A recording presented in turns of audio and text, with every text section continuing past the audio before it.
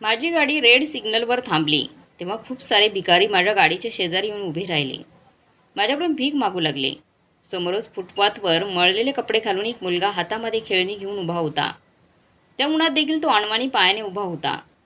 सुकलेल्या ओठांवरून जीभ फिरवून त्याने त्याचे ओठ लाल केले होते. मी त्याच्या नजरेकडे लक्ष दिलं तेव्हा तो समोरच्या ज्यूसच्या दुकानाकडे पाहत होता. कदाचित त्याला तहान लागली होती. माझ्या गाडीच्या समोर उभे असलेले भिकारी माझ्याकडे भीक मागत होते. परंतु माहीत नाही का, तो समोर फुटपाथवर उभा असलेला मुलगा माझं लक्ष त्याच्याकडे वेधून घेत होता. मी त्या भिकाऱ्यांना समोर डॅशबोर्डवर असलेल्या काही चिल्लर दिली. ते ती चिल्लर घेऊन निघून गेले. मी त्या मुलाला इशारा करून माझ्या गाडीच्या जवळ बोलवलं. तो लगेचच माझ्या गाडीजवळ आला. बोलू लागला, साहेब, ही खेळणी घ्या, तुमच्या मुलांसाठी. खूप खुश होतील तुमची मुलं. मी एक साधंच हसू माझ्या चेहऱ्यावर आणलं. खिशातून 50ची नोट काढली आणि म्हणालो, हे घे 50 रुपये आणि समोरच्या दुकानातून ज्यूसचा ग्लास पी. माझं ते बोलणं ऐकून तो हैराण झाला. मला पाहू लागला आणि बोलू लागला, नाही साहेब, तुमचे खूप आभार आहेत. मी म्हणालो, तुला तहान लागली आहे ना, जाऊन ज्यूस पी. परंतु त्याने ती 50ची नोट माझ्याकडून घेतली नाही. बोलू लागला, तुम्हाला जर खेळणी पाहिजे असतील तर ती घ्या. मी हसू लागलो. मी म्हणालो की माझी मुलं आता मोठी झाली आहेत. त्यांचं वय या खेळण्यासोबत खेळण्याचं नाही आहे. हे ऐकून त्याच्या चेहऱ्यावर उदासपणा आला. चेहऱ्यावर आलेली ती आनंदाची लहर एकदम फिकी पडली आणि तो बोलू लागला, साहेब, जर खेळणी घ्यायची नव्हती तर मला तुमच्याजवळ का बोलवलं?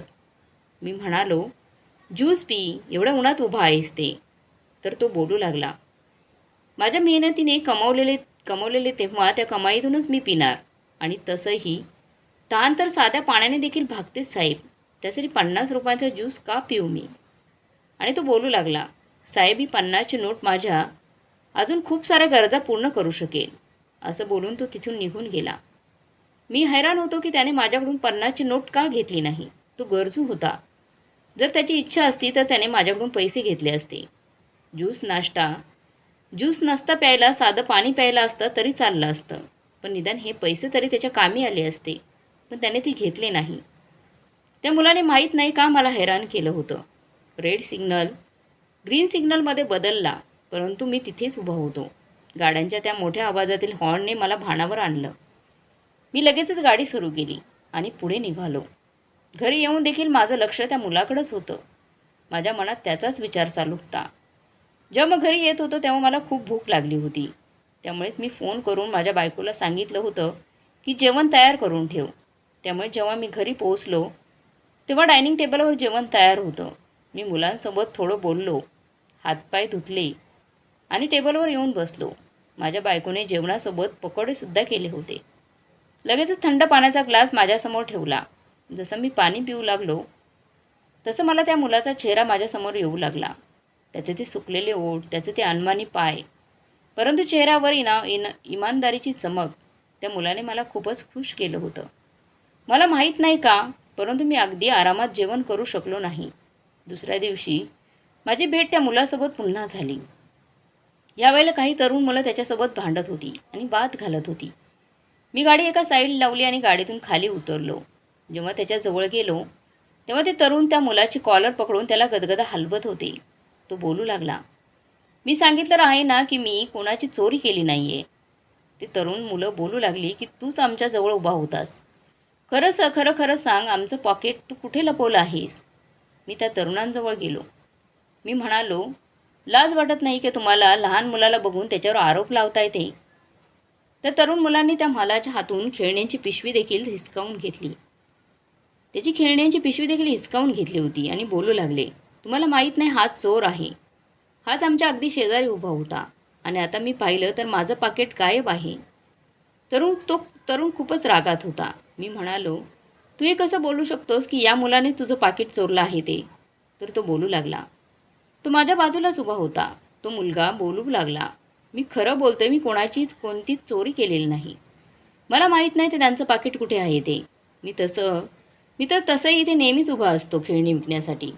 माझ्या आईने मला मेहनत करायला शिकवलं आहे, चोरी करायला नाही शिकवले माझ्या आईने मला. मी स्वप्नात देखील याचा कधीच कोणाची पैसा चोरी करून माझ्या खिशात टाकू शकत नाही. चोरी करायची असती तर मी भीक का मागितली असती? खेळणी घेऊन प्रत्येक गाडीजवळ जाऊन त्याला विकण्याचा प्रयत्न केला नसता. तर तो तरुण बोलू लागला, प्रत्येक चोर हे असंच बोलतो. कोणता चोर आहे जो स्वतः सांगतो की मी चोरी केली आहे? मी म्हणालो, किती पैसे होते तुझ्या पाकिटामध्ये? तर तो तरुण बोलू लागला, आमच्या खिशामध्ये 2,000 रुपये होते. मी माझ्या खिशातून पैसे काढले तेव्हा तो मुलगा बोलू लागला, साहेब तुम्ही काय यांना पैसे देताय? मी सांगितलं ना, मी यांचे कोणतेच पैसे चोरले नाहीत. त्यांना मला मारायचं आहे ना, मारू देत. परंतु मी चोर नाही. त्यामुळे ती भरपाई देण्याची तुम्हाला काहीच गरज नाही आहे साहेब. सध्या तरी मी ते 2,000 रुपये देऊन ते प्रकरण तिथेच मिटवलं होतं. तो मुलगा बोलू लागला, तुम्ही चांगलं नाही केलं. आता बघा, काही दिवसानंतर ही पुन्हा माझ्यावर चोरीचा आरोप लावतील. हे लोक असेच आहेत अहो. जाणून बुजून लहान मुलांना त्यांच्या निशाणा बनवतात, जेणेकरून तुमच्यासारख्या साध्या मनाच्या लोकांना ते मूर्ख बनवून त्यांच्याकडून पैसे काढून घेऊ शकतील. मी म्हणालो, जाऊ देत. अरे तू सांग, ही खेळणी तुम्हाला किती रुपयाला देशील? तर तो बोलू लागला, साहेब तुम्ही तर सांगितलं होतं की तुमची मुलं मोठी आहेत. तुम्ही माझ्या खेळण्यांचं काय कराल मग? मी म्हणालो, एक खेळणं मला दे. माझ्या घरी एक कामवाली येते, तिच्या मुलाला देईन मी, आणि बाकीचे माझ्याकडून तू गरीब मुलांमध्ये वाटून टाक. माझं बोलणं ऐकून तो काही वेळ मला पाहत बसला आणि मग खांदे उचकावून त्याने सगळी खेळणी मला दिली, जी 2,000 रुपयांची होती. 2,000 रुपयांची तो बोलला होता ते.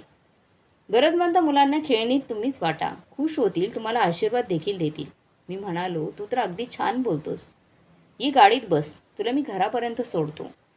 तर तो बोलू लागला, नको साहेब, देवाने 11 नंबरची बस दिली आहे ना, जाईन मी त्या बसने माझ्या घरी. त्याचं ते बोलणं मला हैराण करणारं होतं. मी म्हणालो, म्हणजे काय अर्थ आहे? 11 नंबरची बस म्हणजे? तो हसू लागला. मग स्वतःच्या दोन्ही पायांकडे पाहत बोलू लागला, देवाने 2 पाय दिले आहेत चालण्यासाठी मला, त्यामुळे मी चालत जाईन, आणि माझी वस्ती देखील इथून जवळच आहे. मी चालतच तिथे जाईन. मी म्हणालो की मला तुझ्या घरी जायचं आहे. तो बोलू लागला, का माझ्या घरी का तुम्हाला जायचं आहे? मी म्हणालो असंच चहा पिण्याचं मन करत आहे. तुझ्या घरी नेऊन मला चहा पण नाही पाजणार का? माझं बोलणं ऐकून तो बोलू लागला, साहेब आमचा चहा तुमच्या घशाखाली नाही उतरणार हो. आमच्या इथे फक्त पाण्यामध्ये चहाची चहा पावडर टाकली जाते. दूध नाही टाकलं जात, कारण की दूध खूपच महाग झालं आहे. माहीत ना का त्यांचं ते बोलणं माझ्या मनाला अगदी लागत होतं. मी म्हणालो, मी देखील तेच पिणार. चालेल मला दूध नसलेला चहा, तुम्हाला घेऊन तर चल. त्याला पाहून मला खूप काही आठवलं. मी खूप आग्रह केल्यानंतर देखील तो माझ्या गाडीत बसला नाही. नाईलाजाने मला त्याच्यासोबत चालत जावं लागलं. रस्त्यामध्ये मी त्याला विचारत राहिलो की त्याच्या घरामध्ये अजून कोण कोण आहे. तर तो बोलू लागला, माझे वडील आहेत, परंतु जेव्हापासून त्यांना पॅरालिसिसचा अटॅक आला आहे ते अंथरुणावरच पडून असतात. लहान बहीण भाऊ आहेत, ते शाळेत जातात. मी म्हणाल, तू शाळेत का जात नाहीस? तर तो बोलू लागला, साहेब जर मी शाळेत गेलो तर कमावणार कोण?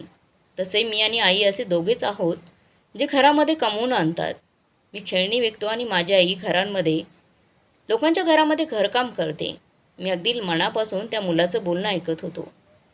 बोलण्यात त्याची वस्ती देखील आली होती, जिथे सर्वच घर अगदी लहान लहान होती. खूप साऱ्या झोपड्या देखील बनवलेल्या होत्या. तर कुठे पडद्यांना घराचा दरवाजा बनवला होता.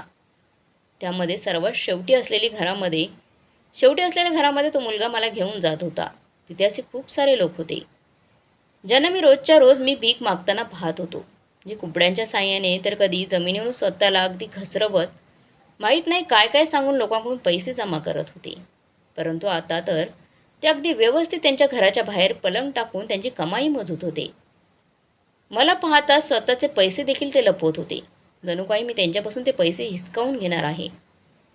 मी त्या मुलासोबत चालत चालत त्याच्या घरापर्यंत आलो होतो. ते घर खूपच जुनं होतं, मातीचं होतं आणि फक्त एकच खोली होती. दरवाजा माझ्या उंचीपेक्षा खूपच लहान होता, त्यामुळे मला त्यांच्या घरात जरा वाकूनच घरामध्ये जावं लागलं. त्या खेळणी विकणाऱ्या मुलाने बाहेरूनच आवाज दिला होता, आई बघ तर आपल्या गरीब घरामध्ये कोण आला आहे, पाहून तर तू बेशुद्धच होशील. असं बोलून तो हसू लागला होता. मी जरा माझी मान खाली झुकवून त्या घरामध्ये गेलो होतो. घरामध्ये गेल्यानंतर पाहिलं तर एका कोपऱ्यामध्ये जमिनीवरच अंथरूण टाकून एक माणूस झोपलेला होता. मला पाहताच तो खूप हैराण झाला होता. कदाचित तो काहीतरी सांगू इच्छित होता, परंतु त्याला काही बोलता येत नव्हतं, कारण त्याला पॅरालिसिसचा अटॅक आला होता. मी जसा नमस्कार केला तेव्हा तो मला माझ्या नमस्काराचं उत्तर देऊ लागला. मग अशा प्रकारे दुसरीकडे नजर फिरवली. तिथे एका कोपऱ्यात चुलीवर जमिनीवर चूल मांडलेली होती. शेजारी लाकडं पडलेली होती आणि सोबतच जेवणाची काही भांडी पडलेली होती. खोलीला अगदी व्यवस्थित सेट केलं होतं. तिथे कोणत्याच प्रकारची घाण नव्हती. सर्व काही अगदी व्यवस्थित आणि साफसुथरं होतं. अगदी स्वच्छ ठेवलं होतं तिथे ते. आणि ते दृश्य पाहून मला तर त्या मुलावर आणि त्याच्या आईचा अभिमान वाटत होता. मी विचार करत होतो की नक्कीच याचं घर देखील एकदमच गरीब आणि भिकाऱ्यासारखं अस्वच्छ असेल. परंतु तसं तर तिथे अजिबात नव्हतं. त्याने एका बाजूला गादी अंथरून माझ्यासाठी जागा बनवली बसण्यासाठी आणि बोलू लागला, साहेब, जर तुम्हाला ठीक वाटत नसेल तर तुम्ही इथे बसू शकता, नाहीतर तुमची मर्जी. आमच्या गरीब घरामध्ये बसण्यासाठी नाही स्टायलिस्ट सोफा आहे, नाही कोणती खुर्ची आहे. आम्ही तर जमिनीवरच ही गादी अंथरून बसतो. जर एखादा मोठा पाहुणा दूरवरून आला तर आम्ही या गादीवर त्याला बसवतो. मी हसत त्या मुलाला पाहिलं, कारण की जो एखाद्या मोठ्या माणसाप्रमाणे गप्पा गोष्टी करत होता. मी हसत त्याच्या केसांवर हात फिरवला आणि मग तिथेच त्या गादीवर मांडी घालून बसलो. तेवढ्यातच त्याची आई तिथे आली. त्याच्या आईच्या पायातील चप्पल तुटलेली होती. अजूनही ती त्या घरापासून लांबच होती. तेव्हा मला तिच्या घासत असलेल्या पायांचा आवाज आला होता. तो लगेचच जाऊन बोलू लागला, आई, आलीस का तू कामावरून? तेव्हा एक बाई घरात आली. तिची चप्पल तुटलेली होती. एखाद्या तारेने ती चप्पल जोडण्याची अयशस्वी प्रयत्न तिने केला होता. मला तिच्या झोपडीमध्ये बसलेले पाहून ती अगदी हैराण झाली होती आणि बोलू लागली, ये छोटू, झोपडीमध्ये कोणत्या साहेबांना बसवलं आहेस तू? कोणाला घेऊन आलास तू घरी? आपल्या गरीब घरामध्ये हे कोण आले आहेत? कोणी टॅक्सी वसुली करणारा साहेब तर नाही ना? तू कोणाची चोरीमारी तर केली नाहीस ना? आई तर खूपच घाबरली होती. परंतु दुसऱ्या क्षणी तिचा मुलगा तिच्या कानामध्ये काहीतरी बोलू लागला. तेव्हा ती थोडी निर्धास्त झाली. नमस्कार करून थोड्या अंतरावर बसली. तो मुलगा त्यांचा, ज्याचं नाव छोटू होतं, तो बोलू लागला, आई, पाहुणे आले आहेत, त्यांच्यासाठी चहा बनव. बोलत होते की आपल्या घरातला चहा पिऊन जातील ते. इतकं बोलल्यानंतर ती बाई जरा गडबडली. मग तिच्या पदरामध्ये असलेले पैसे काढून बोलू लागली, जा छोटू, दूध घेऊन ये, तुझ्या साहेबांना चहा बनवून देते. परंतु मी लगेचच नकार दिला की नाही, या सगळ्यांची अजिबात गरज नाही. तुम्ही तुमच्यासाठी जसा चहा बनवता मला देखील तसाच चहा बनवून द्या. तेव्हा ती बाई थोडी गडबडली, परंतु त्यानंतर एका साईडला बसले असलेली चूल पेटवायला ती बसली आणि मग चहा बनवला तिने. छोटू तिच्या वडिलांजवळ बसून त्यांचे पाय दाबत होता आणि मला त्यांच्या परिस्थितीबद्दल सांगू लागला, बोलू लागला, आम्ही सुरुवातीपासून इथे राहत नव्हतो, तर माझ्या वडिलांच्या मोठ्या भावाने आमच्यावर खूपच अन्याय केला आहे. आमचं देखील स्वतःचं घर होतं. आम्ही सर्वांसोबत एकत्र राहत होतो. मी माझ्या कुटुंबाचा सर्वात लाडका मुलगा होतो. परंतु जसा आजोबांचा मृत्यू झाला तेव्हा सर्व काही बदलून गेलं. काकाने आमच्याकडून आमची जमीन हिसकावून घेतली आणि आमचं घर देखील हिसकावून घेतलं. आम्ही रस्त्यावर आलो. मग तर माझ्या वडिलांची अशी अवस्था झाली की ज्यामुळे आम्ही मजबूर झालो की मी रस्त्यावर जाऊन खेळणी विकू लागलो आणि माझी आई घरामध्ये जाऊन घरकाम करू लागली, जेणेकरून कमीत कमी 2 वेळेचं मी खाऊ शकू. मी त्या मुलाचं बोलणं ऐकत होतो, जो माझ्या आधीच मोठा झाला होता, ज्याच्या भावना आणि त्याचे विचार कुठे ना कुठे माझ्यासोबत मिळत्या जुळत्या विचारांचे होते. तेव्हापर्यंत त्याच्या आईने मला चहा देखील बनवला होता. खरं तर तो चहा नव्हता, तर चहा पावडर आणि पाणी उकळून माझ्यासमोर ठेवलं गेलं होतं. ती बाई मला चहा प्यायला सांगू लागली. मी जसा पहिला घोट घेतला तेव्हा ती चव मला खूप दूरवरची आठवण करून देऊन गेली. तो मुलगा मला त्याच्याबद्दल, त्याच्या नातेवाईकांबद्दल खूप काही सांगत राहिला आणि मग मी सर्व काही शांतपणे ऐकत राहिलो. मग तिथून उठून जाऊ लागलो. उठण्याच्या आधी मी माझ्या पाकिटमधून 5,000 रुपये काढून त्या बाईच्या हातावर ठेवले होते. बोलू लागलो, हे मी उपकारण देत नाही तर किंवा दया म्हणून देत आहे, नाही तर तुझ्या मुलाला बक्षिसाच्या रूपात देत आहे. खूपच चांगला वाटतो हा मुलगा मला. तुम्ही त्याला खूप चांगले संस्कार दिले आहेत. इतक्या लहान वयात खूप काही छान छान बोलतो आणि आयुष्यात खूप यशस्वी होईल तू. परंतु त्या बाईने ते पैसे माझ्या हातात पुन्हा ठेवले आणि बोलू लागली, आम्हाला तुमच्या पैशांची गरज नाही हो. तुमच्यासारखी चांगली माणसं आजही या जगामध्ये हजर आहेत, हेच खूप आहे. फक्त तुम्ही आमच्यासाठी प्रार्थना करा की आमची ही संकट लवकरात लवकर कमी होऊ देत. मी तर त्या घरातून निघून आलो होतो, परंतु मी त्या मुलासाठी खूप काही करू इच्छित होतो. त्यामुळेच मी त्या मुलाच्या आईवडिलांसोबत चर्चा केली आणि मग तिथेच त्याच्या झोपडीजवळ असलेल्या शाळेमध्ये ॲडमिशन केलं त्याचं. तो मुलगा बोलू लागला की मी नाही शिकणार. जर मी शिकायला गेलो तर माझे लहान बहीण भाऊ आहेत, माझे आई वडील आहेत, त्यांचा खर्च कोण उचलेल? त्यांचं शिक्षण, आई वडिलांची काळजी कोण घेईल? माझी खेळणी कोण विकेल? परंतु मी त्याला म्हणालो की तू सकाळी 8 ते दुपारी 1 पर्यंत अभ्यास कर आणि मग त्यानंतर संध्याकाळी तिथे एका तुझ्या दुकानात खेळणी विक. देव तुझ्या कामामध्ये तुला नक्कीच यश मिळवून देईल. तो एकदमच माझा चेहरा पाहू लागला, बोलू लागला, तुम्ही माझ्यासाठी इतकं सगळं का करताय? शेवटी तुमचं आणि माझं काय नातं आहे? माझ्याजवळ इतके पैसे कुठून येतील ज्यामुळे मी तिथे दुकानात उभं राहून खेळणी विकू शकेल? परंतु मी त्याला वचन दिलं होतं की हे बघ, हे सर्व तुझ्यासाठी मी करेन. हे तुझ्यावर कसलेच उपकार नाहीत, तर तुझ्यावर कर्ज आहे. जसजसं तुला नफा व्हायला लागेल, त्याच्यात तुला फायदा व्हायला लागेल, फायदा व्हायला सुरुवात होईल तेव्हा तू माझं कर्ज फेडून टाक. हे ऐकून तो मुलगा खुश झाला होता. त्याची आई मला पुन्हा एकदा आशीर्वाद देऊ लागली. माझ्या मुलांना आशीर्वाद देऊ लागली. मी तिथून परत आलो होतो. दुसऱ्या दिवशी मी सर्वात आधी त्या मुलाचा आणि त्याच्या लहान बहीण भावांचं शाळेमध्ये ॲडमिशन करून घेतलं आणि मग त्या मुलाला एक सुंदरसं खेळण्यांनी भरलेलं छोटंसं दुकान देखील खरेदी करून दिलं. त्याला पाहून त्याच्या डोळ्यामध्ये एक वेगळीच चमक आली होती, अगदी माझ्याप्रमाणेच. जसे एका वयात पोहोचल्यानंतर मी देखील खूप सारी स्वप्न पाहिली होती. एका मुलाला त्याच्या स्वप्नाच्या दिशेने रस्ता दाखवून मी माझ्या कामावर परत आलो होतो. भूतकाळाचेच दरवाजे उघडले गेले होते. मला खूप काही आठवू लागलं होतं. मी फक्त आणि फक्त 10 वर्षांचा होतो जेव्हा माझ्या वडिलांचा मृत्यू झाला होता. वडिलांच्या मृत्यूनंतर जणू काय आमच्यावर अत्याचारांचा मोठा डोंगरच कोसळला होता. पूर्ण कुटुंबाने आमच्यासोबतचे सगळे संबंध तोडले होते. माझी आजी या हट्टावर पेटली होती की ती माझ्या आईचं लग्न माझ्या काकांसोबत लावून देईल. काका खूपच अत्याचारी होता. याआधी त्याने त्याच्या 3 बायकांना मारून मारून त्यांचा खूनही देखील केला होता किंवा त्या काकाला सोडूनच पळून गेल्या होत्या. कुठे ना कुठे त्यांना वाईट व्यसन देखील होतं. माझ्या आईने अगदीच नकार दिला की ती पूर्ण आयुष्य माझ्या नवऱ्याचं नाव घेऊनच बसेल आणि त्यांच्यावर लग्न नाही करणार. माझ्या वडिलांवर तिचं खूप प्रेम होतं. इतर कोणाबद्दल ती विचार देखील करू शकत नव्हती. आणि सोबतच मी देखील 10 वर्षाचं होतो. कधी ना कधी मला देखील मोठं व्हायचं होतं. माझ्या आईचा आधार बनायचं होतं. परंतु आजी हट्टी होती. मग एके रात्री काकाने त्याच्या सगळ्या सीमा पार करण्याचा प्रयत्न केला. तेव्हा माझ्या आईने काकाच्या कानाखाली जोरदार कानाखाली लगावली आणि त्या कानाखालीचा बदला घेण्यासाठी काही दिवसातच पूर्ण कुटुंबासमोर काकाने माझ्या आईच्या चरित्राचे अगदी थिंडवडे काढले. तिच्यावर काशे घाणेरडे आरोप केले की माझ्या आईला हार्ट अटॅक आला, तिच्या हृदयाला प्रॉब्लेम निर्माण झाला. जे काय होतं, पण मी लहान राहिलो नव्हतो आणि मला चांगलं वाईट सगळं काही समजत होतं. परिस्थितीने मला आधीच मोठं केलं होतं. मी देखील निर्णय घेण्याच्या योग्यतेचं झालो होतो.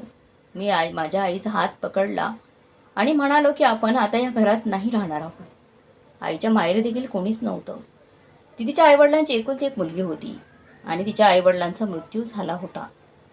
माझ्या आईचे आई बाबा ज्या घरामध्ये राहत होतो, मी आणि आई तिथे जाऊन राहू लागलो. ते घर खूपच छोटंसं होतं. खूप वर्षांपासून त्याची नीट देखभाल देखील केली गेली नव्हती, ज्यामुळे अगदी मोडकळीस आलं होतं. ते छप्पर देखील गळत होतं. लोकांना जेव्हा समजलं की माझी ऐन तरुण्यात विधवा झाली आहे, तेव्हा लोक मदत करण्यासाठी आमच्या घरी आले. परंतु मी सर्वांना त्यांचे पैसे परत केले, कारण त्यांची ती मदत वेगळ्या स्वरूपाची होती, वासनेची होती. मी सांगितलं की मी जिवंत आहे. खबरदार, जर माझ्या आईला कुणी पैसे देण्याचा प्रयत्न केला तर मी माझ्या आईचा मुलगा तिचे सगळं खर्च भागवेल. आम्हाला कुणाची दया किंवा भीक नकोय. लहान वयातच माझं ते बोलणं ऐकून माझ्या आईने माझं एका सरकारी शाळेमध्ये ॲडमिशन घेतलं आणि मग मी शाळा सुटल्यानंतर मी जेव्हा घरी परत यायचो तेव्हा संध्याकाळी वर्तमानपत्र विकायला निघून जायचो. सोबतच हॉटेलमध्ये टेबल देखील साफ करायचो. माझ्या आईला शिवणकाम येत होतं. त्यामुळे घरातच तिने शिवणकाम करायला सुरुवात केली आणि मग आम्ही माय लेक स्वतःचं पोट भरू लागलो. जसजसा मी मोठा झालो मी अभ्यासात देखील चांगला होतो. त्यामुळेच मी माझ्या घरामध्ये ट्युशन शिकवायला सुरुवात केली. स्वतःचं शिक्षण देखील सुरू ठेवलं मी त्याबाबतच आणि मुलांना देखील ट्युशन देऊ लागलो. आणि मग अशाच प्रकारे मी संध्याकाळी एका हॉटेलमध्ये निघून जायचो आणि तिथे रात्री 12 वाजेपर्यंत वेटरचं काम देखील करायचो. आणि ती वेळ देखील आली होती जेव्हा मी MBA केलं आणि एका कंपनीमध्ये मला खूप चांगल्या प्रकारची नोकरी मिळाली. माझी आई तर खूप खुश झाली होती. तो दिवस माझ्या आयुष्यातील सर्वात सुंदर दिवस होता जेव्हा मी माझं घर घेऊन त्याची चावी माझ्या आईला दिली. आमच्या संयमाचं आणि मेहनतीचं फळ आम्हाला मिळालं होतं. माझ्या आईने माझ्यासाठी एक चांगली मुलगी पाहून माझं तिच्यासोबत लग्न लावून दिलं आणि देवाने मला 2 मुलं देखील दिली. त्या दोन्ही मुलांना मी नेहमी संयम आणि मेहनत यांची शिकवणूक देत होतो. आज ज्या उंचीवर मी आहे माझ्याजवळ पैसा देखील खूप आहे आणि कोणत्याच गोष्टीची कमतरता नाही आहे मला. मी हे सर्व कोणाकडून चोऱ्या मारून करून आणलं नाही तर माझ्या आईवडिलांचे आशीर्वाद, आईची आणि माझी मेहनत यामुळे मी इथे पोहोचलो होतो. मी माझ्या मुलांना समजावतो की सर्व तुम्हाला तर ताटामध्ये आयतं मिळालं आहे, परंतु यामागे किती मेहनत आणि प्रयत्न आहेत याची तुम्ही जाणीव ठेवा. त्यामुळे तुम्ही लोकांना देखील मेहनत करा आणि कधीच गरीब लोकांना वाईट साईड बोलू नका. उलट तुम्हाला जितकं शक्य असेल मोठं झाल्यानंतर सगळ्यांना मदत करा. ज्यांना गरज आहे त्यांना नक्कीच मदत करा. मी जेव्हा घरी पोहोचलो तेव्हा मनामध्ये एक शांतता होती.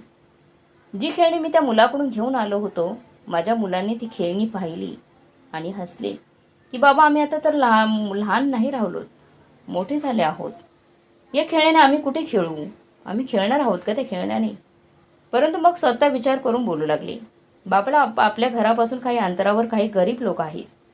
त्यांच्याजवळ तर खेळण्यासाठी खेळणी नाही आहेत आणि त्यांच्याकडे चांगले कपडे देखील नाहीत. मग आपण या वेळेला आमच्या बर्थडे सेलिब्रेट करण्याऐवजी त्याच पैशातून त्या मुलांसाठी चांगले कपडे आणि खेळणी त्यांना घेऊन दिली तर ती मुलं खूप खुश होती.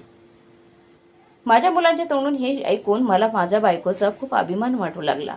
कारण की तिने तिच्या सासूच्या पावलावर पाऊल ठेवून स्वतःच्या मुलांना इतके चांगले संस्कार दिले होते. मला अगदी असेच संस्कार माझ्या मुलांना द्यायचे होते. नक्कीच वेळ बदलायला वेळ लागत नाही, नशीब बदलायला वेळ लागत नाही. आज माझा दिवस होता तर उद्या दुसरा कोणाचा असेल. फक्त आपल्याला आपल्या मेहनत सुरू ठेवायला पाहिजे. कुणाही समोर हात पसरवू नये. स्वतःच्या मर्यादेत राहून स्वतःच्या देवाकडे मदतीसाठी प्रार्थना करा. देव नेहमीच मेहनत करणाऱ्यांच्या पाठीशी असतो. सुरुवातीला तो आपली परीक्षा पाहतो, परंतु जर आपली मेहनत चिकाटी कायम ठेवली तर तो अगदी भरघोस यश आपल्या पदरात टाकतो. मित्रांनो, जर तुम्हाला ही कथा आवडली असेल तर व्हिडिओला लाईक करा आणि अशा छान छान कथा पाहण्यासाठी चॅनलला सबस्क्राईब करा. धन्यवाद.